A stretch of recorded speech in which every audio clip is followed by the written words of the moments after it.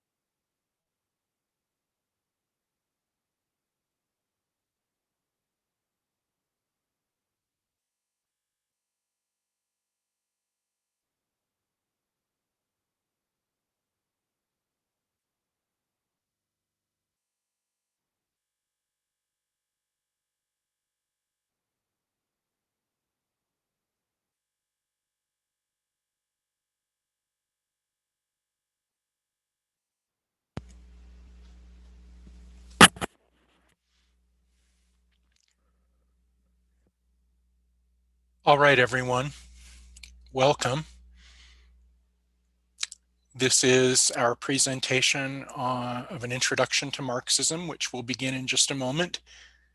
If you are watching via Facebook Live, You can ask questions in the comment section there on our Facebook Live feed.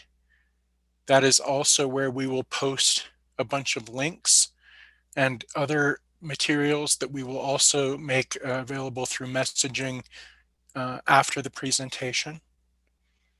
But if you have questions or comments, that's the place to ask them. And after we're done with this initial presentation, we will take as much time as people want to answer those questions and address those comments.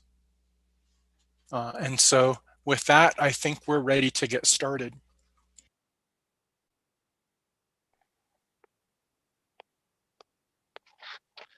Hello, everyone. I'm Sean. Welcome to our presentation, Marxism in 20 Minutes, brought to you obviously by Solidarity House Cooperative. And like Matt said, after our pretty short presentation, we'll have lots of time for questions. So please ask in the chat below the video.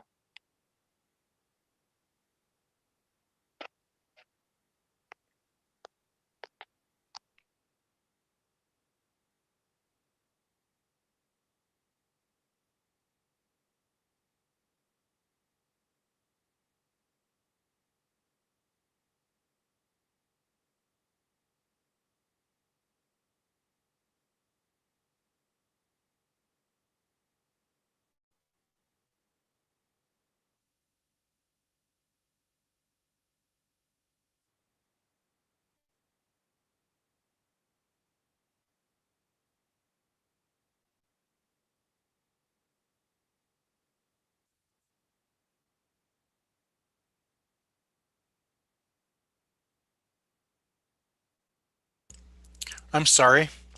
I just realized that I had muted myself. My apologies. Here we go. Marxism is a thought system that seeks to explain how material humans in the material world, interact with each other and the material world in order to change the world for the better. Three important points of Marxism can help us understand its basic purpose and intent. But it's important to say that the purpose of developing this philosophy was not merely to describe the world, but also to change the world for the better. So three important points out of the many aspects of Marxism that can help us understand its basic purpose and intent. First, the means of production influence society. The way that a society produces and distributes material goods deeply influences that society's politics, culture, and ideology. This is called the base superstructure model. The base is the means of production, the way that a society produces and distributes its goods. The base could be capitalism, the base could be slavery, the base could be feudalism, the base could include what types of things are chiefly produced. The superstructure is the politics, the culture, arts, institutions, and so on, or as this chart says, education, family, mass media, religion, politics.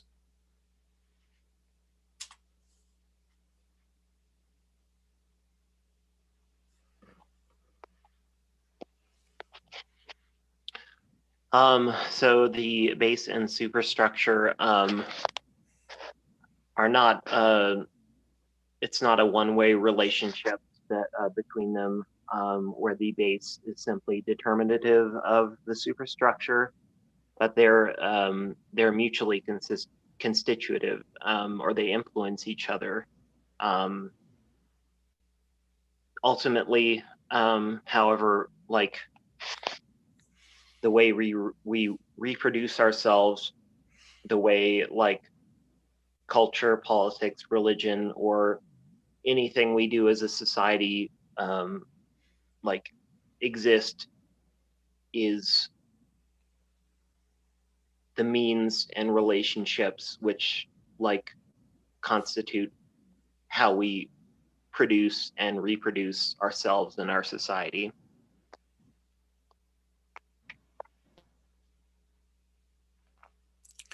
And the point, one of the main points is, in terms of social criticism, is that it's unhelpful to talk about culture, politics, religion, or pretty much anything that we collectively do without also talking about the influence of the means of production on society.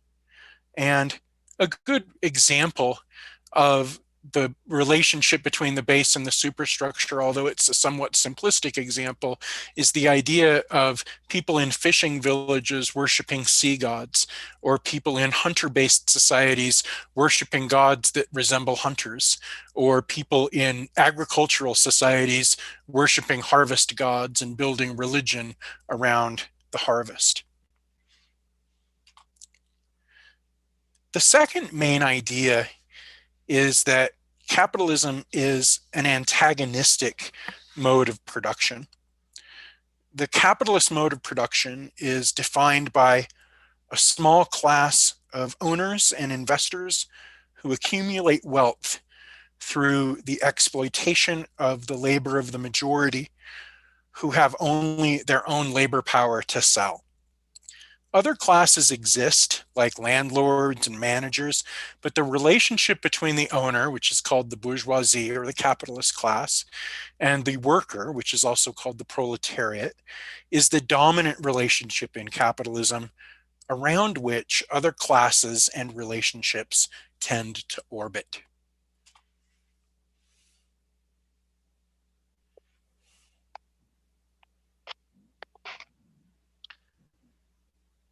So that relationship's antagonistic because classes of people have diametrically or opposed interests, and in our current historical situation, one class, the bourgeoisie, the buyers of labor power, exist as a class because there is a class opposite to them, the proletariat, who have nothing but their labor power to sell. And for Marx, that comes out of a notion of value in an economic sense as labor time, what we spend our time doing and making. And if I spend an 8-hour day working, I produce more value than what is necessary to sustain me, which is the basis of the capitalist class of appropriating the value above what's necessary to, like, for me to live every day as surplus value.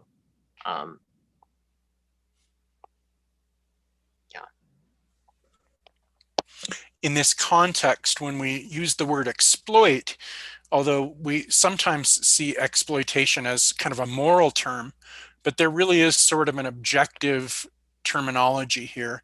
To exploit literally means to get as much value as possible out of X while returning as little value as possible to X. And that characterizes the relationship between the owner and the worker in capitalist society.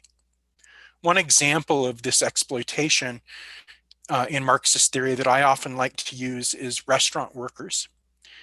If you work in a restaurant and you might be paid minimum wage, your labor might earn the owner of the restaurant, say, as much as $1,000 during a dinner rush or something.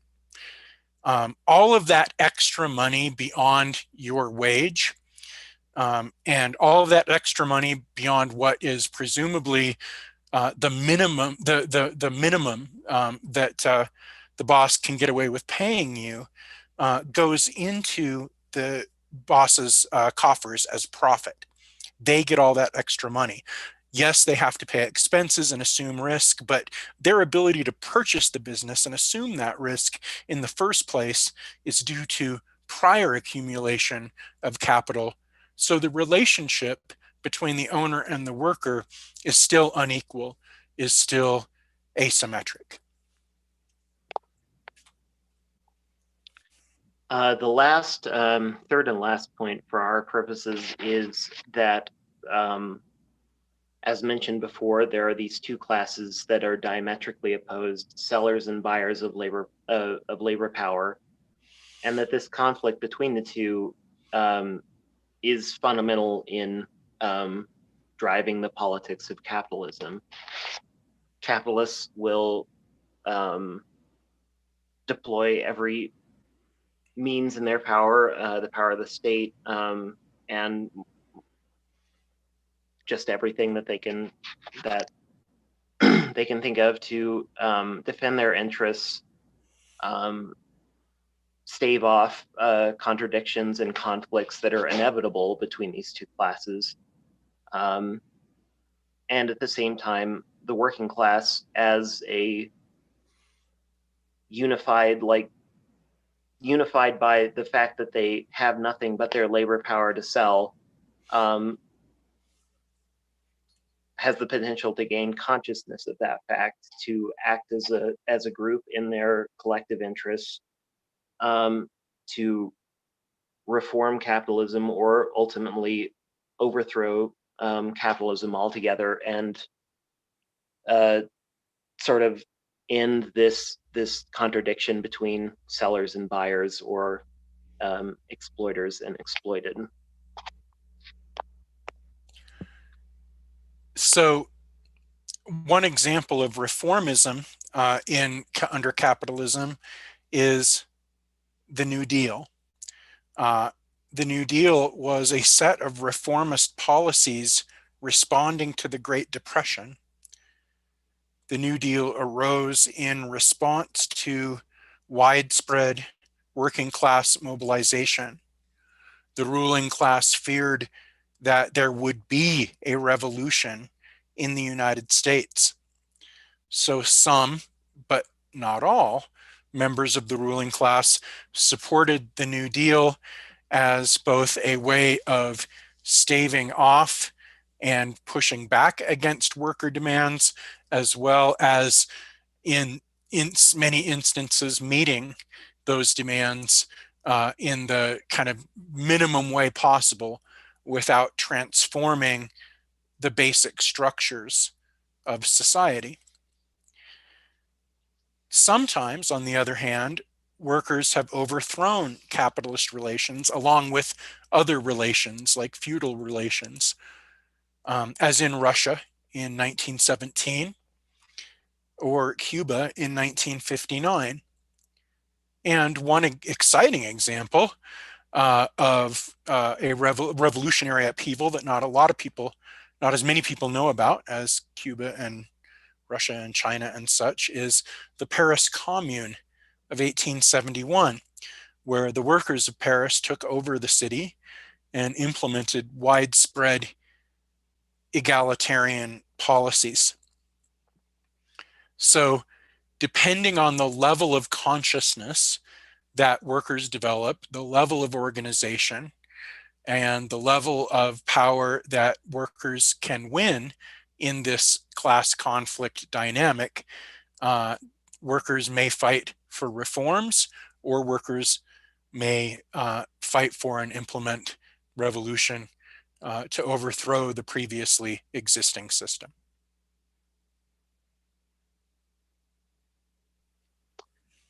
Oh, there. So ultimately, taking all of this into account, it's important to remember that capitalism is not just a local system. It's not just your boss exploiting you and a million other bosses exploiting a million other workers in the same sense. It's also a global system of exploitation that has like differential effects in different places as a result of the historical like developments of colonialism and slavery and neocolonialism. And in this sense, although class is like the fundamental distinction in terms of how we exist and continue to exist, capitalism has also been utterly inseparable from white supremacy and patriarchy and ableism through these mechanisms of colonialism and the patriarchal family and so on. So I guess this has been a very, very basic outline of the sort of main points of Marxism and Marxist theory. We've tried to avoid being too political or ideological about these basic premises, but obviously it's impossible to be political or to not be political or ideological, but avoiding thinkers after Marx or whatever. But I guess there are a lot of those thinkers and resources from them that you can go to learn more and about takes on these issues. And I guess we have some links in the chat below. But I'm posting them right now, Sean. Okay, cool. In the meantime, if you have any questions or discussions, feel free to post them. And thanks a bunch. Yeah, we would be happy to answer any questions that people post in the chat. I also have some questions that people gave me before the presentation because they were planning on watching it on YouTube. But I've just posted a whole bunch of things, and it looks like we already have some questions. So there's a bunch of links for further reading. These are basic links for further reading about basic Marxism, including a really, really good beginner's guide at Marxist.org. I'm a big fan of Marxist.org because it too is multi-tendency and just kind of says this is what the different Marxists are saying. The first question that we have is, and in fact, we have two questions, and both of them concern Wyoming and the role, since we're located in Wyoming, both of them concern the possibility of anti-capitalist action and anti-capitalist revolution in Wyoming. Sarah asks, what's your assessment of the current level of class consciousness in Wyoming? I will offer my short answer, and then Sean is welcome to add anything he wants to say about it. So whatever it is that would otherwise constitute the working class in Wyoming, in my opinion, is really problematic to describe as kind of a classical working class. Part of the reason for that is that the oil and gas industry, which is the dominant industry in the state, as well as the ranching industry, the other dominant industry in the state, purposely keep their labor pool transient in that they constantly want people to move in and move out in terms of labor. And so it's very difficult for folks in what would resemble the industrial working class here in a rural state to actually stay and organize and make any kind of demands and gain any kind of consciousness. They're often hired as short-term contractors and paid what to them seems like a lot of money, and to kind of say, do your job and then leave until it's time to do more work. And so that's a big part of the reason why there's not a lot of labor organizing now. Back when the mines were much bigger and more prominent, there was a lot of union activity, and there was even socialist and communist activity back in the 1950s and 60s and even into the 70s. So I would say that there is probably, speaking objectively as a Marxist, whatever that means, there's probably a pretty low level of class consciousness in Wyoming right now, uh, measured in Marxist terms. Sean, what would you add to that? Yeah, I can't speak to any like particulars or specifics since I'm a bit of a hermit. But I would say another obstacle is sort of this. I think it's very difficult in the U.S., especially to like recognize how like globally interconnected things are, and like someone in the Congo, like probably a kid, is digging up the coltan necessary for my phones or like the computers necessary to do business on a basic level. And they are sellers of labor power just as a coal miner here is. And probably in a like worse position objectively. And I guess that's another sort of obstacle is seeing ourselves as the working class or people aligned with working class values, or just historically to recognize and fully account for the global working class that we're all a part of and our specific place in that system. I think that's very well put. Um, the second question comes from Yana, and that question is uh, somewhat similar to the first in that it's about Wyoming. What do you think is the most important first step for a place like Wyoming to take to upend capitalism? Um, and I'm going to let Sean talk about that first, and then I'm going to try to give an answer that maybe Marx would give, since that's sort of been the purpose of this presentation. Um, but I think that that's a very rich question. I think it relates to uh, rural organizing and all kinds of things that we talk about a lot here at Solidarity House. What do you think, Sean? The first step in terms of a place like Wyoming struggling against capitalism?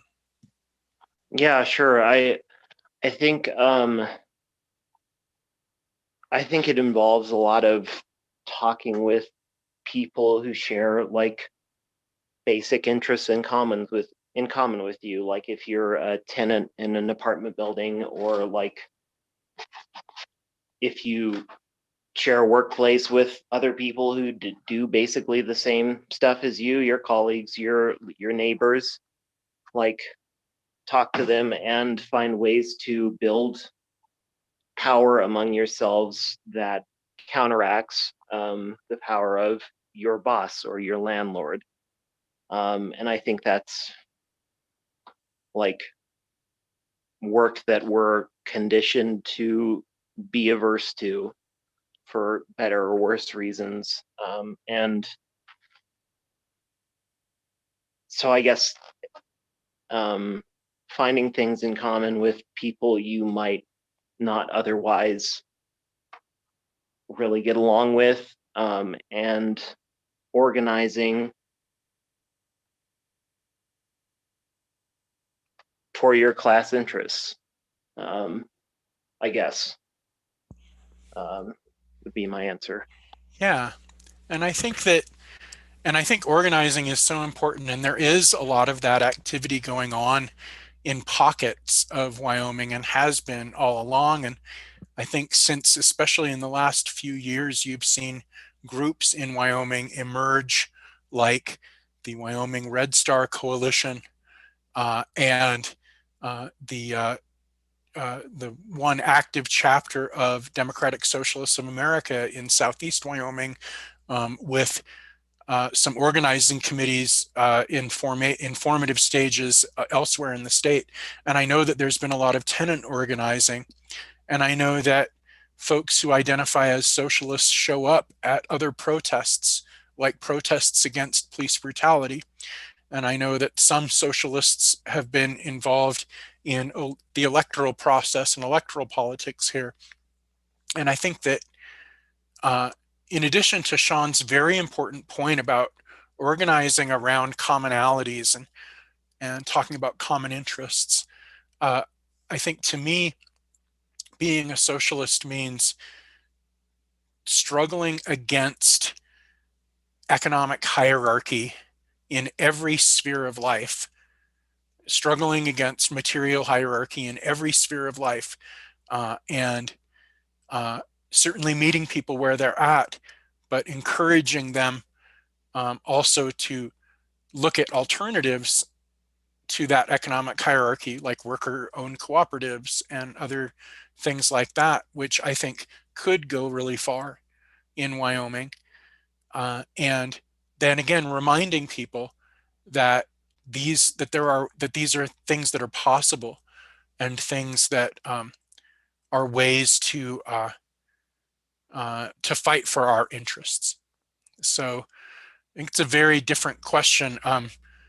And DSA, Southeast Wyoming DSA, recently did a presentation on the possibility of socialism in Wyoming and what it would take to build socialism in Wyoming.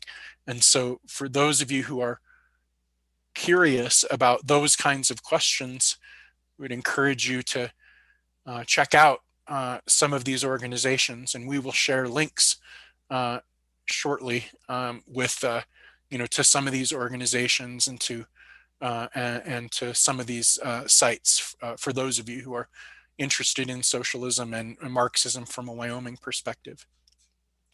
The next question is one that was given to me beforehand by one of our viewers on YouTube. And that question is, does Marxist theory see communism as an inevitability? Did Marx believe, or do Marxists believe, that communism is inevitable? I think I could be wrong about this, but it seems to me that in the most orthodox sense, or the most purest interpretation of Marxism, as I was always taught to believe, or as I was always taught to understand the theory, yes, communism is an inevitability. I don't think all Marxist theorists or derivative theorists see it that way now. What would you say, Sean?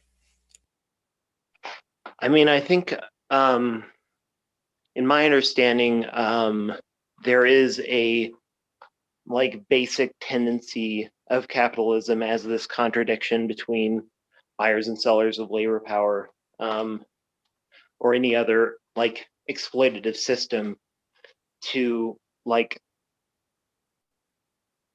at this stage, that's about as basic as you can get in terms of basic material relationships. There is a tendency for the working class to realize that this needs to be abolished, that there is no reason for capitalists to expropriate their labor power and their means of life. But we could also just fuck it all up and destroy ourselves. And there are always new ways for the capitalists to maintain power until then, if that's how it goes.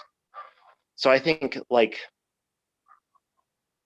that's the tendency, but we've got to fight for it, is my understanding. I think another way to look at the historical inevitability question is to kind of bracket the idea or the question of whether communism is inevitable, and instead look backwards and say that because every successive stage of society and history before us all ended, and all ended through revolutionary upheaval, as well as historical, change, that we should assume that capitalism will be the same way. So one of the ways in which basic Marxism looks at history is that you have stages of history that are stages of material relations, stages of means of production. So you have the stage of primitive communism, and you have the stage of slavery, and you have the stage of feudalism. And feudalism gave way to capitalism, and there were revolutions that we learned about in school, like the American Revolution and the French Revolution, that were essentially capitalist revolutions that overturned feudal means of production. And the idea is that if all of those stages of history changed and went away, then capitalism also is not inevitable. It's not going to last forever, but in fact, inevitably, capitalism will collapse just as feudalism did and just as those other stages of society collapse. Whether the next result is something that is communistic follows from the idea that each successive um, stage of society is more egalitarian than the previous one, so that capitalism was a better system in terms of meeting people's needs than feudalism was, and so on. And so the idea is that we're moving in that historical direction. But this is one of those things where I would urge people to read more about, because there's really so much to say and so many different opinions um, among Mm. different contemporary theorists. Yeah, I think capitalism as accumulation of money, for instance, for the sake of accumulating more money until the end of time, um, is obviously not sustainable in the real world. And um, yeah, I think it's either socialism or barbarism, as it goes. I agree. I remember many years ago first hearing, Marxist activists, socialist activists say, the choice is going to be between socialism or fascism. And I at the risk of editorializing too much, um, I would say that it looks like we're being faced with that choice right now, as climate change and economic crises and other things have destabilized society. It seems like there are voices calling for us to be more authoritarian, so that we can so that all the rich people can live on in enclaves and stuff. And then there are other voices, saying, no, the only way that we can survive this is together, by sharing our resources. And again, might be an oversimplification, but I do think that is a an accurate portrayal of what Marxists believe to be an inevitable historical trajectory. Um, the next question is, and this is another one that was given to me, how does Marxism relate to race, gender, sexual orientation, and other identity critique? How does Marxism relate to race, gender, sexual orientation, and other identity critique? And this is a question whose answer is very much dependent on the different tendency or different theoretical orientation of Marxist and socialist and communist that you might ask. Very, very different approaches to this question. Wouldn't you agree, Sean? Oh yeah, definitely. And I think a lot of times Marxists can be um, defensive to the point of inaccuracy. I think the history of colonialism and slavery is a very good illustration of this. Like, enslaved people, colonized people were like fundamental, basic to capitalism's expansion as a global world system. And a worker in a sweatshop worker in Vietnam is in a different position than a service worker in Wyoming. At the same time, they're both fundamentally exploited, and they both fundamentally have interests in common. But that doesn't mean that the like that their frame of reference, that their like interest in the short term is the same. And I think that I'm probably less equipped to talk about gender, but I think it's or other aspects of that. But I think the basic idea is the same, that like white workers are bought off in certain ways that Nigerian workers are not. And it's our, whether that's economically, politically, socially, nationally, and it's our efforts, it's our, our duty, like our responsibility as members of the working class to recognize the ways that we're subtly bought off, and yeah, I guess like that's sort of a crude way of putting it, but I think it's impossible to view class as this separate, distinct thing without always already taking into account the ways that class has historically developed along racial, gendered, like abled, et cetera, lines, if that makes sense.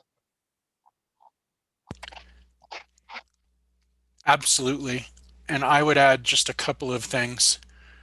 One is that there are many subsections and organizations and interest groups and caucuses, depending on the organization that you're talking about, of Marxists and socialists and communists who identify with particular identities, and who do a lot of work talking about what, so for example, you have a school of thought of Black Marxism, and you have a school of thought of LGBTQ Marxism, or you have caucuses in the DSA or other organizations made up of disability caucus and so on,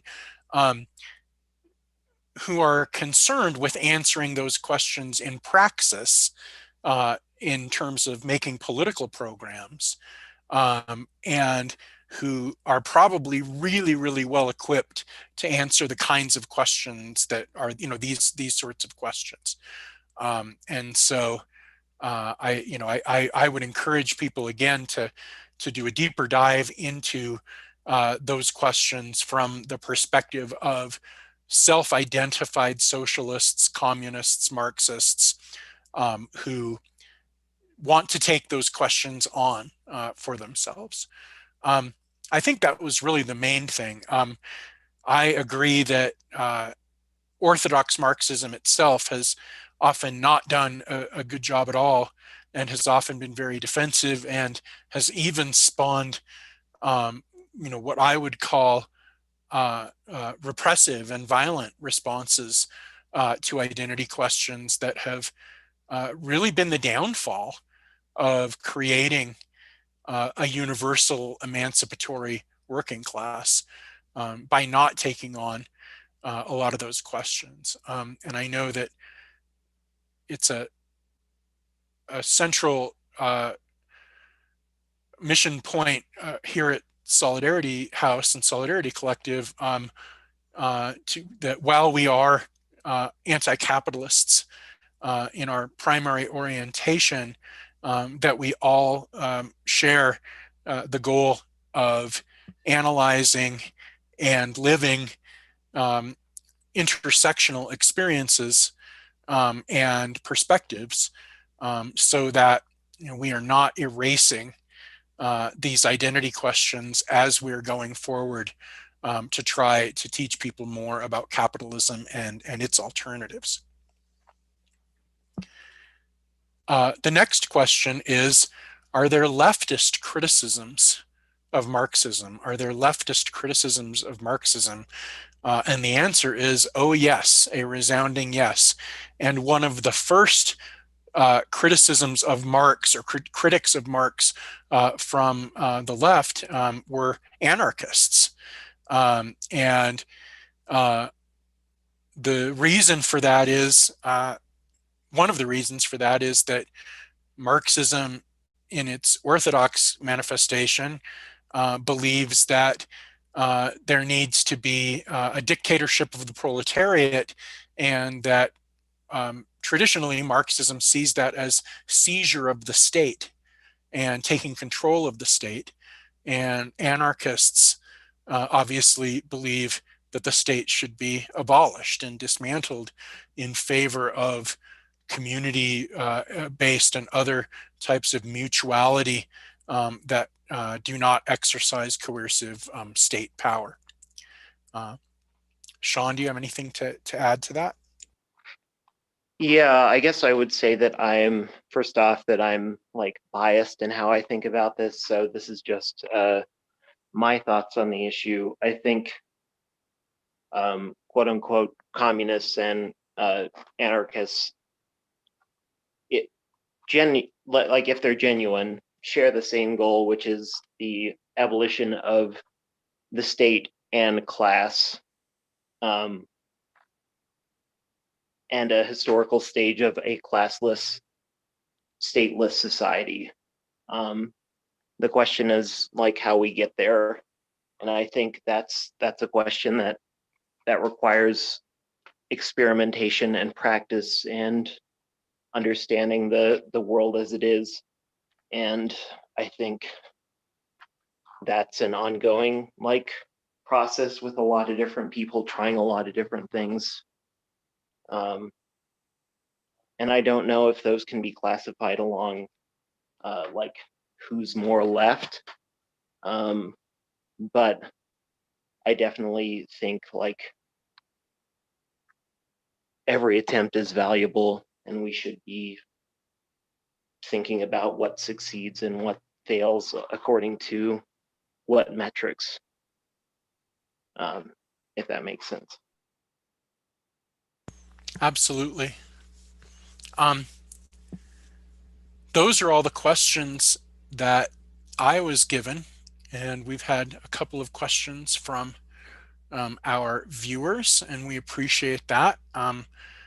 If people have other questions that they would like to ask, this would be a great time to post those questions right there on the Facebook page, underneath the video that you see streaming right now. And we'll wait a second for that. We'll also remind folks that if you would like a PDF version of these slides, then please, again, comment or message us in chat through Solidarity Collective or Solidarity House Cooperative.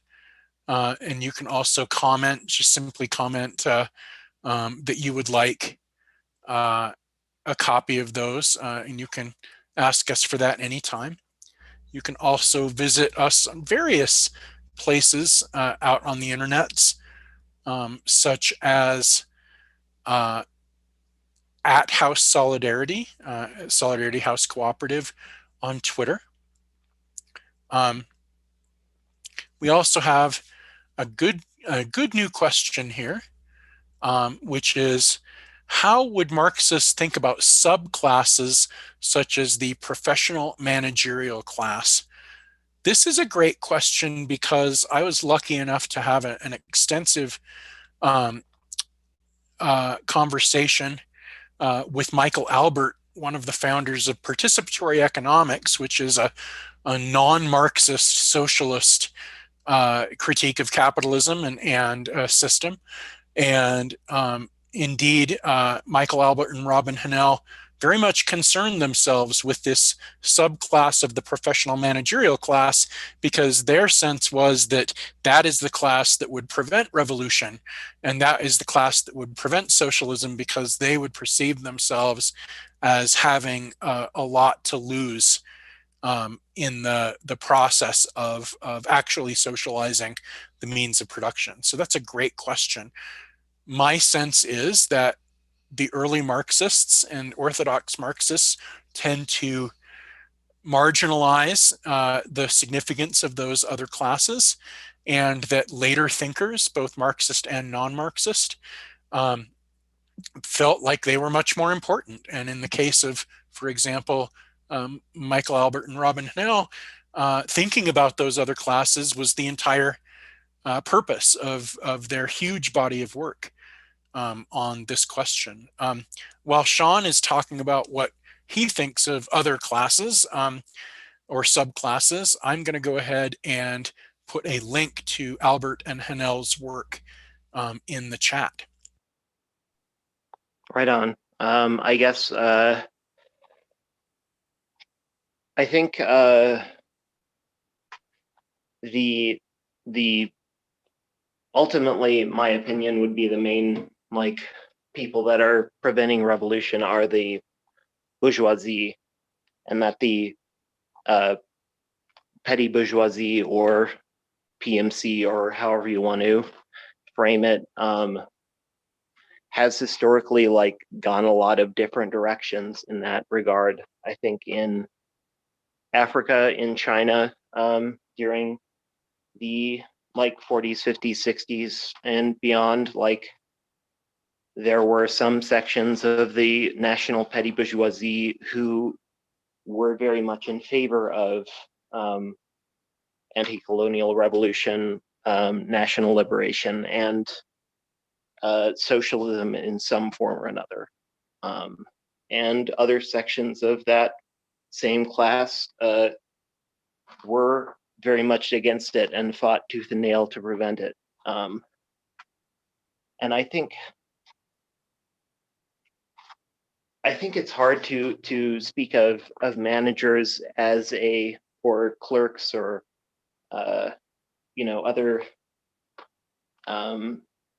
people who sell their labor power, but at the same time are tenured or afforded positions of social influence, and so on,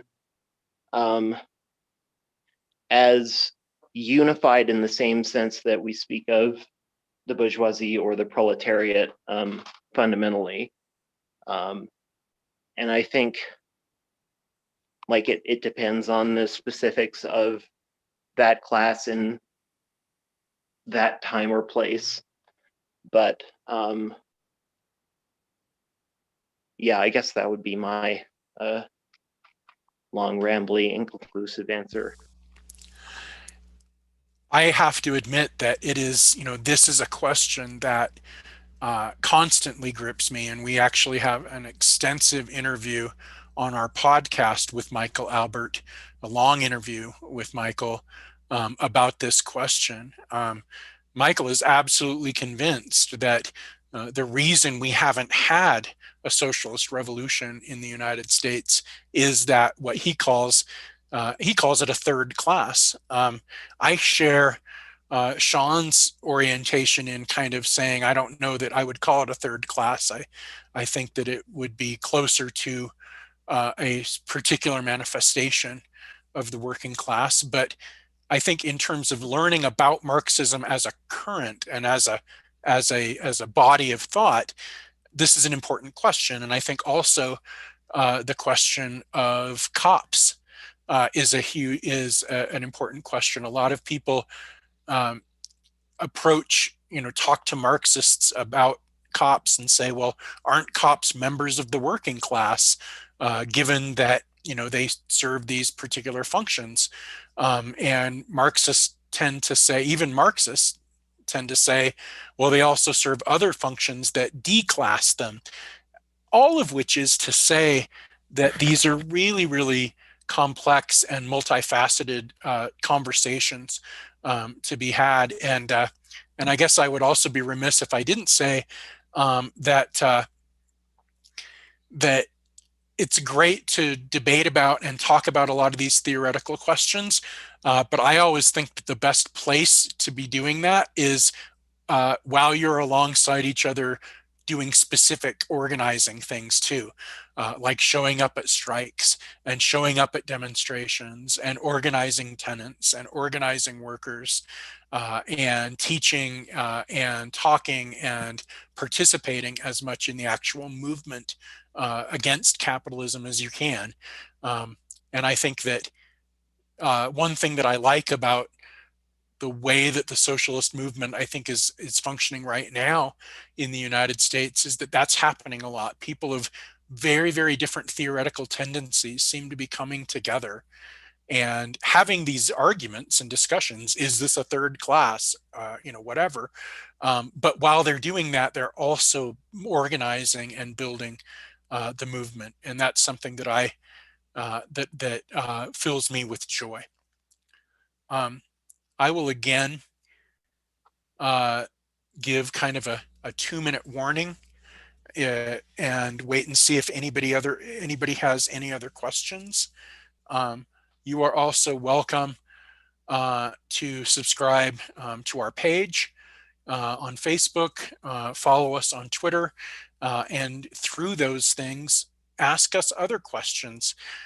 We are not, none of us have PhDs in Marxism or anything else, as far as I know, but we are happy to get you in contact with both people and resources that might be able to answer some of the questions that you folks have. So with that, I hope that folks have enjoyed this. Please continue to follow us. We will have more events like this where we talk about simple, like sort of the simple aspects of Marxist and socialist theory, as well as more complicated and deeper dives. We have a podcast on Spotify and Apple, Patreon, and